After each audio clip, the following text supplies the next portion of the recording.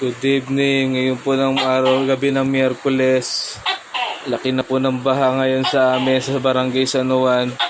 Pumasok na po yung tubig. Ayan po. Nakita po namin ang first time po ito na nangyari sa amin. 2 years more than na po kami nakatira dito. Ayan na po, pati na rin po sa CR.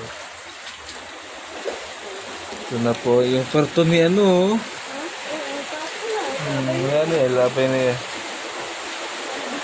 Ano po?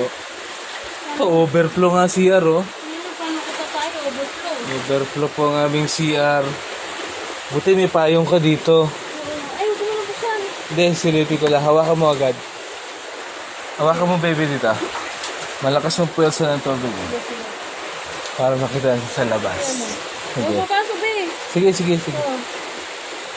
Ayan po sa labas. Ang laki na rin po ng tubig. Sige, sarado. Dito na lang oh. Yun na lang. Ayan po, kita niyo po, ang laki na po ng tubig. Yung mga tsinelas namin nawawala na. Naglutangan na.